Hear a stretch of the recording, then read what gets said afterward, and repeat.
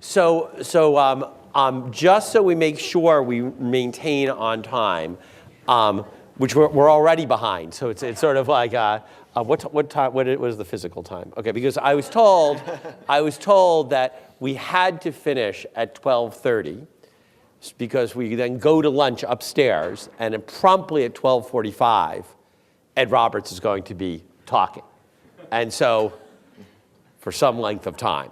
I think it says a certain amount of time on the schedule, but there you go. Okay. And there's a margin of error. There's one-sided. It's a one-sided test I can do on that. Okay. This is actually, I think, really this panel, we really actually builds very nicely on the vigorous and I think very engaged discussion from the end of the last panel, which is is this just research? And one of the things that I have really always valued about MIT, and almost uniquely, is that we put our work to the rigors of public debate, both engaging in the world of practice, but also, I think particularly for this group, really as it influences policy at multiple levels in public policy. When I was a junior faculty member, I started a project with Mike Porter around innovative capacity and did some work in DC. And I will say that most of my faculty colleagues were like, and certainly my advisors back at Stanford and others said, that is the worst single thing you could do. It would be better if you just, like, went out and hiked in the woods or whatever, just took whatever time you're taking and just, right? And the president of MIT at that time, Chuck Vast, saw me give a presentation in DC. And he took me aside and he said, I know that you're probably being told that this is not important, but I think it's important. And it really was, and let me be clear, and he said, I think it's important that we have people who are in academics and also in practice and in policy. And it was, I have to say, it was one of the most influential conversations of my life. I was thinking of leaving academics at that point. I didn't know what I wanted to do, and it gave me was one of the inputs that said that it was worthwhile that you could be an academic and do rigorous work and do policy. And that was because of Chuck Vast. So there you go. That was a very personal anecdote to begin on. And so we're going to be, I'm not sure, so the, what we're going to do here is that tradition has gone on with both our current students, our former students, our research colleagues here, and we're just going to hear from a few of them and give different perspectives. I'm going to, like Fiona, follow the order of people listed on the program. And in the interest of time, I know you had 10 minutes, and I'm going to ask everyone to try to limit themselves to 8 or 9 minutes, just on the grounds that way we'll actually have some time for questions and we'll be able to be on time. So Dan Fader, our very recent grad, take it away. Great, thanks for having me here. Unlike a lot of the people here who are objectively evaluating or adding directly to policy discussions, the work I do is on entrepreneurship programs. And trying to understand the impact these programs have, both on regions, so that's kind of policy related, but also on the entrepreneurs that go through them. And I think listening to the stories from Chuck and David Chu about kind of how MIT directly influenced their research trajectory, very much my story as well. I mean, it's kind of very heady to be here and to have people kind of present you with the idea of mens in manus and to think very clearly about how you can make an impact on the world through your research. And by talking to people who are either entrepreneurs coming to get their MBAs or undergraduates thinking about entering into entrepreneurship, one of the key questions they had were whether or not they should engage with certain entrepreneurship programs. So should I apply to an accelerator? What is the right accelerator to apply to? And those questions started out kind of my research career when I was kind of fishing around for a dissertation topic. And kind of some of what I want to talk about right now are some of the dangers about reaching out and kind of interacting with policymakers and people out in the world. So I worked with Yael Hochberg on a seed accelerator ranking project. So if people are going to ask you what accelerator should they apply to and which one, we tried to give people a little bit of information, kind of benchmarking which accelerators seemed to do some good. And it was also a data hack. We wanted to get really disaggregated data on what was happening in these accelerators. And by kind of ranking them, people are very incentivized to give you information. One of the kind of things that surprised me and in some ways kind of gave me a little bit of anxiety is a couple years into this ranking project, it starts to move kind of who's succeeding and who's not succeeding within the accelerator world, right? So you being put in the top 5 or at the top spot changes what applications you get. We've been told this by people who are running accelerators, and it really kind of makes you, or makes me, very anxious about kind of what we're using as a metric. And while we've tried to be very balanced, you could ask yourself the question, you look at Y Combinator and their funding stats are much higher than an accelerator, for instance, in Philadelphia, DreamIt. A lot of that has to do with the ecosystem, right? So they're just located in Silicon Valley and there's more people at hand with money to invest. Should we give them kind of top priority just by being able to get those statistics up because of the environment they're in? And we've tried to balance those two things, kind of give people kind of the benefit of doing better than peers that are in the environment while still saying, you might just want to go to Silicon Valley, right? But the metric we're using is creating a ranking. It's moving things. Similarly, I was very lucky through MIT Connections to find a research partner in Mass Challenge. And when you think about, so one of the key papers of my dissertation was saying, does Mass Challenge work at all, right? We use a risk regression discontinuity design. So in terms of academics, they're kind of, to a certain extent, satisfied that we're able to estimate causally whether this program does well by its entrepreneurs and kind of who benefits the most. And when you think about kind of John Hawthorne, that's actually pretty fearless to give us the kind of disaggregated data to allow us to say whether or not it had an impact. We made it very clear that we were going to publish regardless. And he said, great, I want to know if it's not working. But then once you find out it does, right? So my research showed that there was an impact, a very positive impact on these entrepreneurs. That then becomes a certification symbol. All of a sudden, they can use that as a heralding device to expand, right? And it's not that there aren't other programs that might also have a big benefit or potentially even bigger benefit. It's just that I had the connection to Mass Challenge through MIT Connections. And so, while I think it's very important for us to develop the relationships with these programs, to embed ourselves, to bring the kind of social scientist's eye to kind of these programs to kind of be a little bit more rational about how resources are distributed. I think it's also important for us to realize that we're having that impact, that sometimes we're kind of just by kind of the order of who we evaluate first or kind of who shows up, we can have real impacts on the entrepreneurial ecosystem. That's not to say we shouldn't do it. I'm still very much committed to this kind of program of research, but it does kind of, at some level, give me a second or third order level of anxiety. I'll kind of stop there. Very good. Okay. So, well, I have so many questions, but I'm gonna move on to our next panelist. But I think that sort of set us up for that kind of engagement. And now, Bill. Great. So I was a graduate of MIT's economics program in 2005, and so I've been away from the school for 12 years now. And what I thought I would start with are the few of the higher level things that I think related to policy I most took away from being here. And it wasn't particular papers. I've long since forgotten virtually every paper that I read in graduate school or that particular policy has passed. But the school was very strong at, first, the word that's come up many times is causality.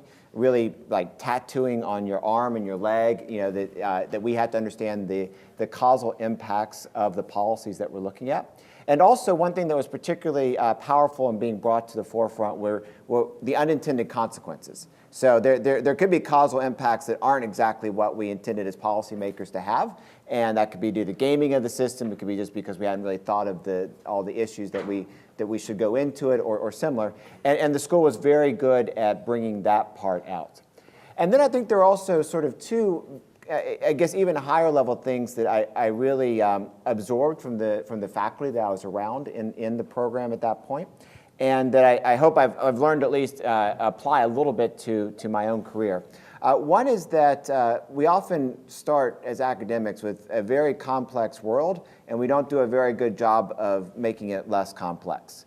And there was the masters of the game were able to look at this massively complex world and figure out something simple that they could bring in and really accomplish an insight around that was relevant to the whole. And experiments are a great way of being able to do that, but sometimes we're not even blessed with that, so we have to figure out how in the real world to do that. And that's something that, gosh, that's something I really have taken away from MIT, is how to make it simpler, how to present it in a way that was impactful.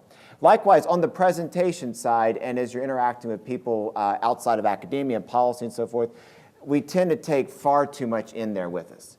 And with respect to regression discontinuity designs, which Dan just mentioned, or any other visual ways of helping people understand what it is that you're working with, that's, again, something I walked away from here. Jim Viterbo used to tell us in graduate school that if you couldn't explain your thesis to your grandmother in 30 seconds and have her understand it, it really was probably not the best topic for you to be working on. Or I'm paraphrasing there. But you got to get the point that it had to be able to be something that you could articulate to someone as to why it was important and bring it in very simple ways. So those are the pieces that I think sort of, in terms of methodology and style and sort of research approach, I really have walked away from.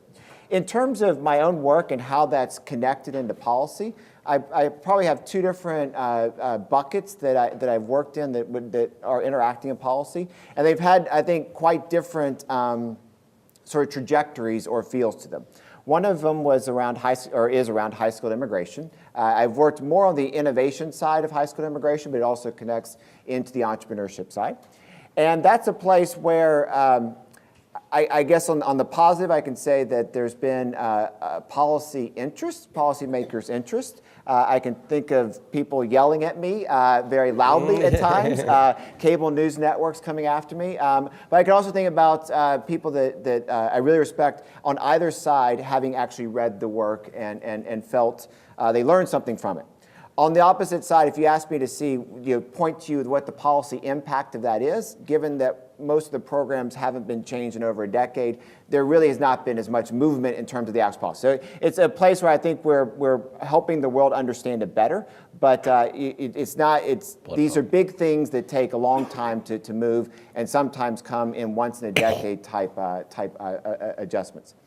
In a second area, which Mercedes will come back to in a few minutes, is about local economic growth, clusters, entrepreneurial processes to fill into that. And that's when I think it ends up being in the opposite camp, that I could probably find examples of sort of conversations that you think someone has walked away and thought how they could make their local area better, how they could reduce the regulations or the number of or provide better information flow and make changes happen. But it ends up being less flashy. It ends up being something that is not, as in Washington, as in many different places and many different conversations have come along that way.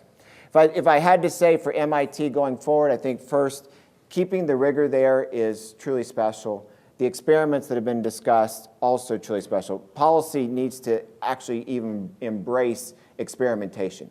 In the areas I've worked in, we could have places where we work with policy to experiment around something to observe the impacts in a more rigorous way. And MIT can be especially powerful in that because this has got such a purity of spirit and has such a strong sort of scientific reputation that it can drive this in a variety of forms. And then I think we need to find more ways to push out and connect with policymakers. It's probably dangerous to talk about the election less than 7 days after it happened. But I'm not going to, I think, say something that is very controversial about it. But one of the things that I sort of have been trying to think through in my mind is the protectionism and anti-trade movement that caught a lot of people, policymakers and politicians themselves, kind of unawares when it became so strong over the last year. And yet, if I think about at MIT, we've had people working on exactly that topic, about the local labor market effects of trade in some places. And there could have been some way, perhaps better, to connect that research into policy environments, have thought about how to approach those things, without even taking a stance as to what that answer should have been. It would have been something that I was surprised, and I'm still sort of working through. Given how big of an issue that became, this was a place that had very frontier research there that could have been useful and still is useful in that conversation. Yeah. Okay. Yeah. Hold on. Yep. I'm going to use a slide. I spent a lot of time building tools for policymakers. I wanted to visualize some of those tools, right? So today, I thank you for this opportunity. I'm really honored to be here This is to celebrate. Mercedes Delgado, by the way. Yeah. Yes, to celebrate MIT entrepreneurship. And I'm going to be, oops, where is that? That's my slides. Sorry, here, I guess you should have gone first. There we go. To talk about how my work on clusters and entrepreneurship with Scott Stern and Michael Porter has influenced policy.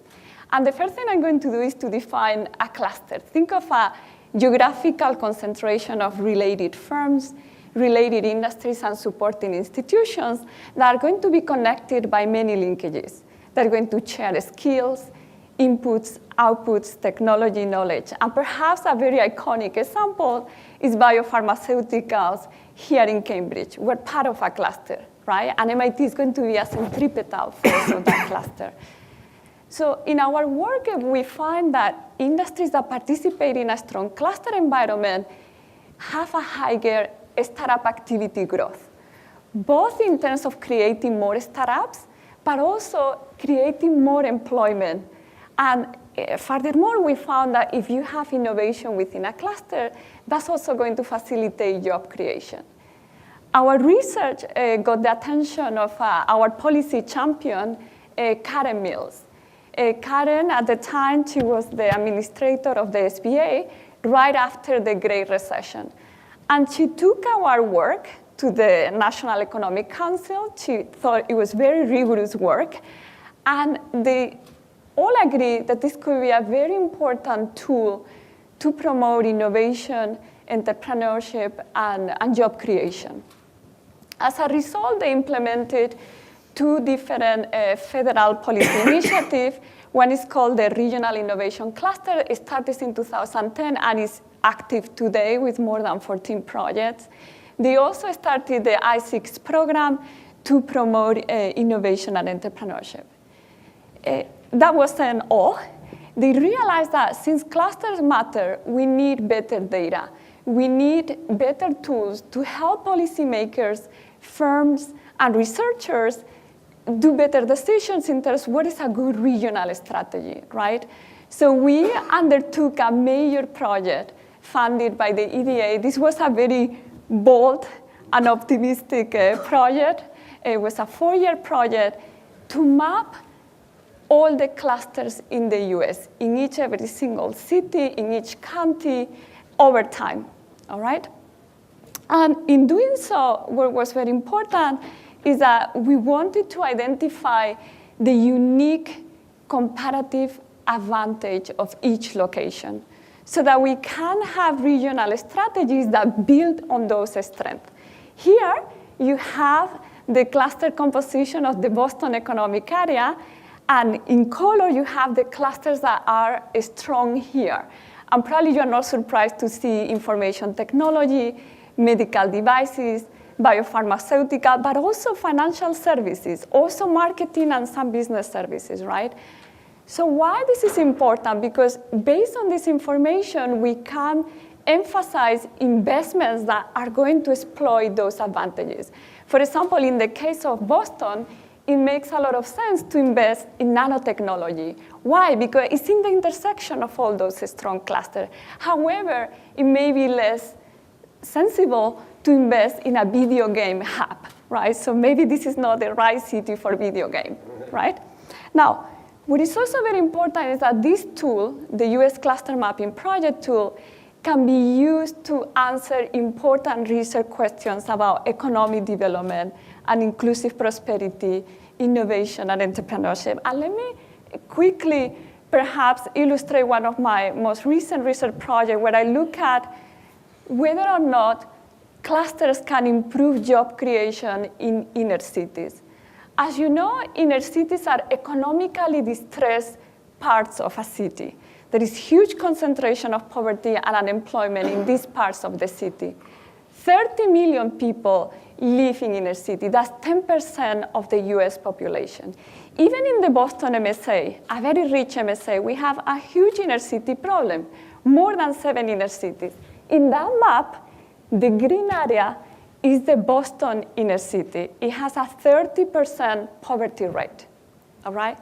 So then what we look at in this project, in collaboration with the ICIC, Initiative for a Competitive Inner City, is whether inner cities that are able to connect to the strong clusters in the city are going to be better able to create jobs.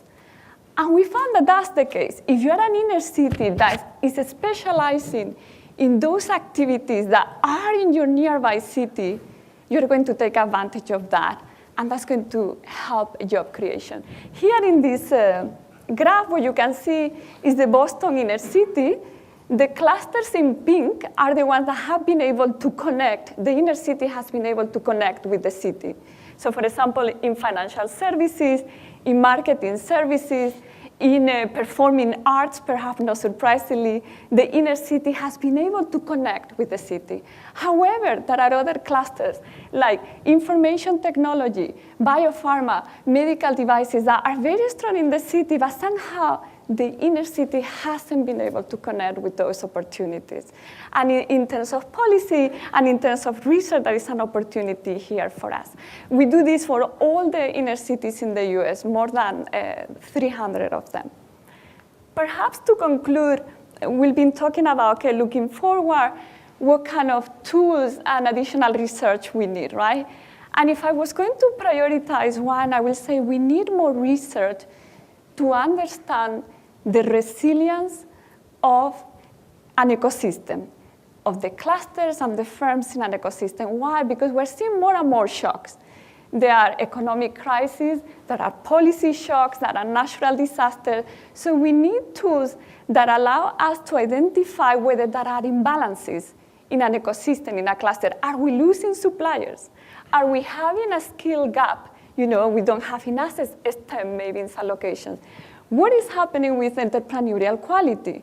What is happening in terms of whether or not some parts of the city are getting disconnected?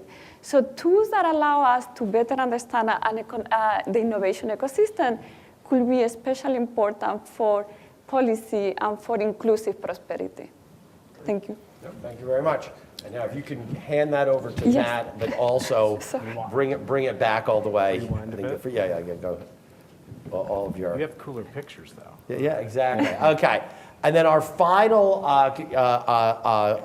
panelist is Matt Marks, our colleague in ties. And we really just, and who's, I think, can also speak about, I think, the winding road to having real policy impact. Okay.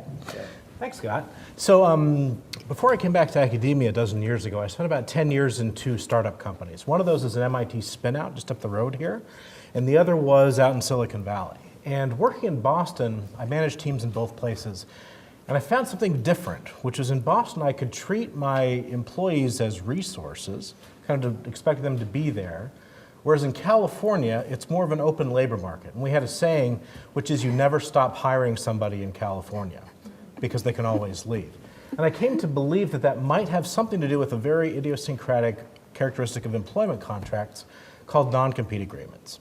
And so now I'm not the first to study this by any means. Actually, Olaf Sorensen and Toby Stewart kicked off this research, but I think I did 2 things. One is I started off doing some field work, actually doing surveys and flying around the country interviewing people who had signed non-competes. And one thing I found is that about half of the knowledge workers, if you will, engineers, are subject to non-competes. Mm-hmm. They are not always 1 year, but they're often 2 years or longer in duration. Both of the ones I signed were 2 years. And although we might think that firms and employees would bargain over such contracts, like what happens is that firms usually wait until after the bargaining is done, until you've signed the contract. And then they say, oh, by the way, direct deposit 401k, and here's the non-compete. And they get ambushed, and they just don't know what's coming. They don't have any notice that that's going to happen. The other thing I worked on was using some, going back to what Bill talked about with causal analysis, took advantage of kind of an inadvertent policy reversal that occurred in Michigan some years ago to establish first that non-competes actually have an impact on mobility. In fact, many people told me those contracts don't matter, they're not useful, but we found that they were useful, especially for people with specialized skills. So if you're a Java programmer, not such a big deal, you can go work in different industries. But if you're, say, a nanotech technician or my field speech recognition, you're locked in. And second, that this contributes to a brain drain of talent, including MIT students. In fact, I'll talk about policy in a bit. The most harrowing day in testifying at the State House was when one of the one of the session chairs said, "I hear you tell your students to move to California." And I said, "Well, they asked me. They say, you know, I've got 2 offers, what should I do?" And I say, "Well, all things equal, you know, go west." That made me a little unpopular. Anyway, let me move on. I'm going to talk about some of the reforms that have happened since this empirical work got underway. And this map just kind of highlights the states where we have seen some changes, most recently in Illinois, which a couple of months ago said you can no longer use non-competes at all for low-wage workers, such as the Jimmy John's sandwich makers you've heard about, the camp counselors, college students, no good. We don't have time to go through all of them. I just want to talk about a few where I've been personally involved and just give you a sense of what's happening. First is in Utah. This was earlier this year, House Bill 0251. Wonderful. I worked with State Rep Mike Schultz to craft this bill, and their concern was that they were worried that firms were using non-competes, but they were also abusing them. And so now in Utah, you have to have notice. You can't surprise them the first day at work. There's also a 1-year limit in Utah. You can't have a 2 or 3 year non-compete. And perhaps most importantly, Utah is now the only state in the U.S. where if your ex-employer sues you for breaking your non-compete and you as an individual, you know, liquidate your finances or your savings to defend yourself, if you win as an employee in Utah, the employer has to pay your legal expenses. It's the only state in the U.S. where that happens. And that's important because there's a big asymmetry between the resources of, say, a Microsoft coming after an employee who wants to do. In fact, in my field work, one person said, "I was scared to join a startup because I didn't think they had the resources to defend me." That's Utah. Massachusetts, where Governor Deval Patrick called for reform in 2014. We've had so many hearings, many subcommittees, including the one I mentioned, and we're almost there. That's why the ball is on the goal line. This summer, the legislators told me that they were still debating this at 11:30 p.m., and there's just one point which is too technical to get into, but they're very optimistic that something will happen similar to the Utah bill, maybe not without the legal fee thing, in the next legislative session. And there's been a lot of support from the venture capital community, from the small business community, and I'm optimistic that something will happen, although it's not over until it's over. Hawaii, of all places. Now, Hawaii's interesting. Hawaii took a different approach. They were less focused on the implications for individuals. They cared more about industry and building up industry. Now, I did not have the pleasure of testifying in person in Honolulu. I kept asking, but they did last summer ban non-competes entirely, California style, in the IT and software industries. And the reasoning was harks back to some of the research I mentioned earlier. They're worried that we're driving skilled workers to other jurisdictions, and that non-competes are having a chilling effect. And this chilling effect is important because if you go into Westlaw and look up how many non-compete lawsuits decisions are, there's like 1,000 a year. It's not very many. The action is all before it gets to the judge. The action is the cease and desist letter, the phone calls on the weekend asking, where are you working? That's where much of this chilling effect is coming from. And they worried about their specialized professionals and spin-offs of existing companies leaving the state. And so Hawaii enacted that ban last, 2 summers ago. A little too early to understand the impact of these, but now that I've just gotten into the census data, I'm hoping that we can look at these implications with some of this data. And the last thing I'll mention, because I know I'm probably out of time, we're close to it. Yeah, you're doing fine. I'm okay, all right, is the White House. So 2 weeks ago, the White House issued a series of recommendations about what it thinks states should do, including the notice provision that Utah adopted, including the low-wage worker exemption, and including something that's obscurely called blue pencil, and that is, for every other contract we're aware of, if you go to court, the judge either says the contract is valid or invalid. Only in the case of non-competes can the judge fiddle with the contract and say, oh, 5 years is too long, just 1 year. And it sounds like the judges are doing workers a favor. But think about the incentives for companies. Mm-hmm. If your worst case outcome is you get a 1 year non-compete anyway, why don't you write a 2 year non-compete or a 3 year non-compete? The White House is suggesting that not be the case. Now, given the administration change that's coming, I don't know how much support there will be for this bill. However, there is an act that's been sponsored by Senator Murphy from Connecticut, Senators Warren and Franken, called the MOVE Act, Mobility of Vulnerable Employees, which may have some legs in the next legislative session, so we hope so. Just one last thought. Anyone recognize this? This is the Slater Mill down in Pawtucket, Rhode Island. This is the first place in the United States where cotton was spun into thread by a machine, and it's called the birthplace of the American Revolution, Industrial Revolution. What's interesting is that, Industrial Revolution, sorry, clarify. What's interesting is that it almost didn't happen, because Samuel Slater, who founded this mill on the Blackstone River, was not born there. He was born in England. And at the time, England had basically a national non-compete, where if you were a skilled artisan, you were not allowed to leave the country. Now, Slater, like me, was pretty short, and he was a lot thinner than I am, and so what he did is he disguised himself as a farm boy, and he stowed away on a ship and made it to either Boston or Rhode Island, and set that up and brought with him some of the knowledge that was in his head. Now, there's two ways to look at it. One is that if you're from England, you might say, those evil Americans. Yes, we call him Slater the traitor.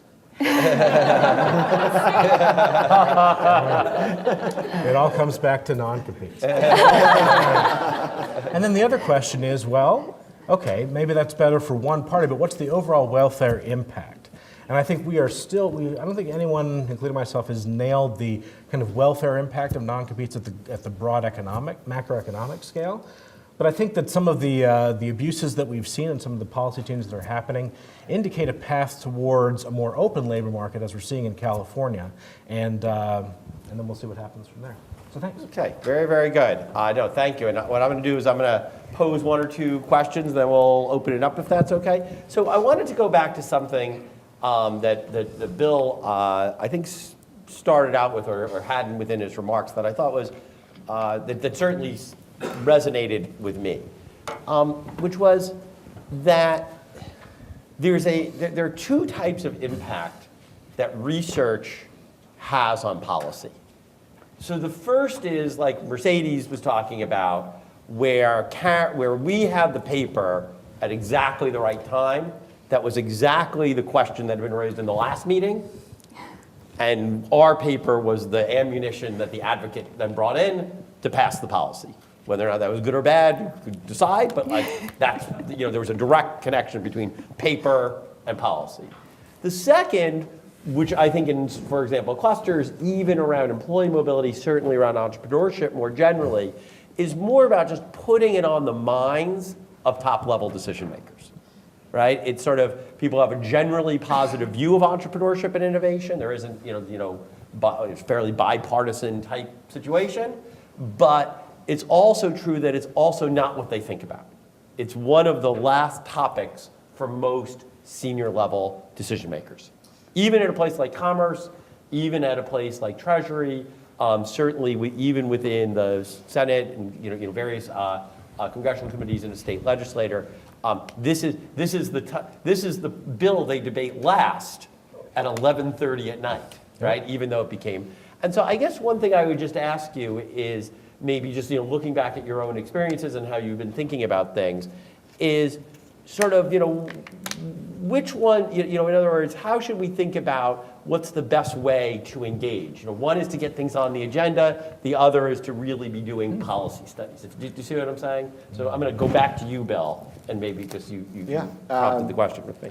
I think you got to start with a recognition of the domain that you're in and what is feasible there. Yeah. I've been a part of a panel that included people from the White House, Microsoft's chief lobbyist, as well as also people from the software industry lobbying.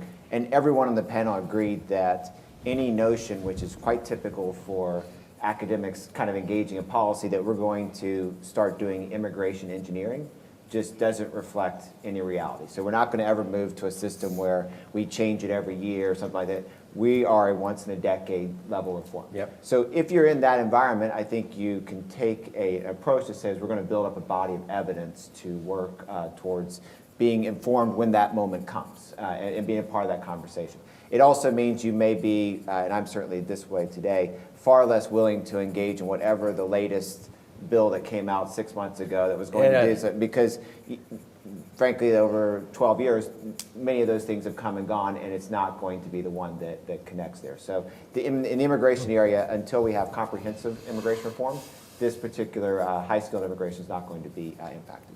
In terms of the second part about like putting it on people's agenda, the way that I think the easiest way to put it on people's agenda is attach the word jobs to whatever you're talking about. So if it's about entrepreneurship, creating jobs, you get a lot of people's attention, and that's how I would phrase it.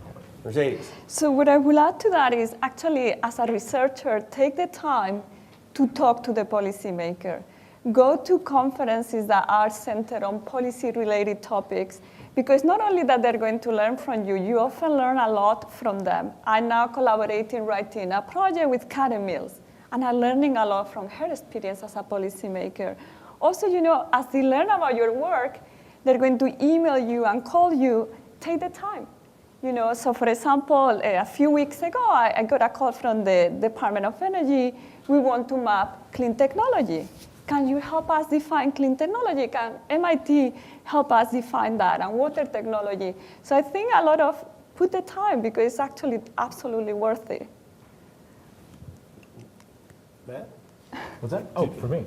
I want to go back to something Dan said about being careful about policy engagement. So, like you, Scott, most people said, like, stop spending time on that, waste of time, and in retrospect, I think that was good advice. But if you engage with policy, unfortunately, most people are looking for reasons to push their prior agenda. And there's a lot of pressure from policymakers to do studies that will come out the way they want them to. And there's a lot of and there's just a lot of sloppy reasoning. So, for example, I was at one hearing where somebody said, "Oh, California has higher employment than Massachusetts, so non-competes are great." I'm like, "What? Was there a causality thing in there I missed?" And there's just not the same appetite for causal studies in policy as there is in the academic environment. And so, if you're going to engage, you have to be willing to try to slow people down, because they will want to make, like, I've not studied innovation, I studied mobility, and people are always like, "Oh, so this is better for innovation." I'm like, maybe, but I haven't studied that. We don't know. And that frustrates a lot of policymakers. And so if you're going to get involved, you have to be willing to kind of put the leash on them and say, we can go this far, but not that far. And Dan, did you want to type in, or should I turn to? I think. Okay. Out to Fiona, apparently. Let me see if I can catch it. Okay, look at that. Look at that. All right, so I won't continue my views about Slater the Traitor. I shall, but I will say something about. I've had a little bit of experience in recent years doing policy work in the UK, and I think there are several things I think are quite interesting. So when we think about doing policy work around innovation and entrepreneurship, and especially around innovation, I think the more typical approach that policymakers will often have, especially in Europe, is to actually ask scientists and engineers. Mm-hmm. And so what they're really asking for oftentimes, or what the people they think they should turn to, are scientists and engineers to sort of tell them what they should be doing about innovation, when in fact, I've certainly found that it's required quite a lot of time to say, actually, there's social scientists who are studying the science of innovation, and there's empirical social science evidence grounded in economics and other fields that we need to bring to bear. And I think it's not always the case that all of us are collectively at the table when perhaps we sometimes need to be. And so I think that's an important sort of piece of this. The other experience I've had is that is this question of speed and when. And so when people actually turn to you, I mean, certainly quite recently I've seen that as with a change of government or a change of leadership, new advisors show up and they say, well, we need a new innovation policy and we're going to publish it next month. Yeah. What should we say? And so what they actually don't necessarily want is sort of long pieces of research, or at least what they really want is for you to give them the 5 changes that they can make. And there's a really interesting frustration with the kind of, on the one hand, the evidence says this, and on the other hand, it says that, or we don't completely know. And I think that's something that as academics, I at least find very uncomfortable.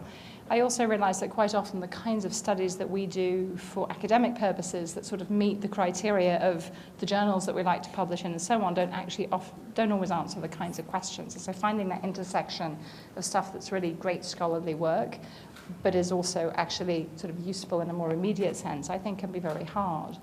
And so I just think, thinking about that and particularly understanding perhaps some of the national differences that in the US there seems to be a greater willingness to potentially listen to advisors from different fields and backgrounds just seems important, I think. And how we share our work, I think, is just a very important thing for us to think through how to do that effectively.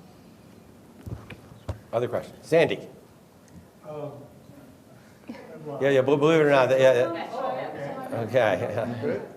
Yeah, so one of the things I find is that I get asked questions that are within a certain context, and I disagree with the context. I want them to go back up and blow the whole thing up and start again, because the place that they've gotten to is not it's not working, and that's actually what's wrong. The choices that they're faced with or thinking about aren't going to change the fundamentals. And I'm not quite sure how to go about doing that sort of mind change, except to change the global discussion. In my experience, that's that agenda setting, right? You get the word, like almost it's at the level of words that people can use, right? I think even as, I think when Christian was talking about, if the word had stayed to be cryptocurrency rather than blockchain, there'd be much less policy engagement. It would all be the DEA and the anti-terrorism. Once it was blockchain, maybe it kind of opened up people's minds. I'm actually struck, and both through the REAP program that Fiona and I organized, but as well, more generally, how many students of ours who go into policy roles or serve in policy initiatives, the thing they talk about is not the granularity. It's at the level of what coming to MIT did was it opened up their perspective on the sort of more about the art of like what is possible was larger, so the art of the possible became larger. And I think even some of the work that you've done on transparency, when I've heard that on the other side, right, I think people might agree or disagree on the fine-grained details of it, but right? But you know what I'm saying? But what you've done is you've put that issue, if that's something that a smart person can coalesce all this effort around, boy, that just says there's something that can be done there. Do you see what I'm saying? I think that's, I think we have time for one, maybe more question. Sorry, I answered that question. Maybe you guys. It was a great answer. Okay, one or two more questions that you guys could answer. Anyone? Yeah. Very much. Very interesting comments. I would like to ask you a question about the national policies of different countries. Have you seen any impact that when, for example, a country looked at the MIT ecosystem, implemented changes to their legislative structure, and it moved this country in the global competitiveness rankings? Have you seen anything like this, and could you comment on this? Thank you. My response is much sort of shorter, and I'm not sure it's answered perfectly. It's an important question. I think we do, through our research, we also have impact across countries. For example, for the US cluster mapping project portal has been implemented in Canada, in Mexico, in the European Union. We're now doing efforts in China and India because there is an understanding that we're competing globally and we need to better understand investment decisions globally, not only within a region, across regions within a country and across countries. So maybe from my own research, so that's perhaps how we are affecting. You guys have any? I mean, my sense is, so there exists no study that said, I can guarantee you this, the answer is no, that there's a careful causal study that shows that adopting an MIT-like institution, sets of policies, and forming an innovation ecosystem has a causal impact on competitiveness rankings, you know what I'm saying, or even other economic variables. I do think that there's enough evidence that, some of this is the work that we do through REAP, but I think much more generally, which is that it is surprising how the places where MIT has historically engaged, and not all of those have been successes, but I do a lot of work with KAIST and a lot of work with Tsinghua. And in those two places, it's pretty clear that the engagement, a very long period of engagement that MIT had in building up a science and engineering very local ecosystem when those countries were at a much lower level of development has been Chuck probably can speak to this on the Tsinghua part where you've really studied that quite directly. And your evidence, I think, is quite positive on Tsinghua's impact. That really is, I think, but and I think one of the other things is that MIT has been, I think, very very willing to undertake real commitment-oriented experiments that nonetheless are big commitments, and those that prosper then get reinvested and pushed forward, and others, kind of that was a good thing, that was something that we've tried. I think there is a, and I don't know that, given it's not clear you could do a econometric, I think doing a econometric evaluation of a world in which you're trying itself to be experimental is actually quite hard, related to the question you said. Okay. Any other thoughts? Final thoughts? Up to listen to Ed, everybody? Absolutely. Okay. I want to thank all these panelists and certainly the panelists in the last panel where we kind of shuffled off the stage for what I thought was really two very engaging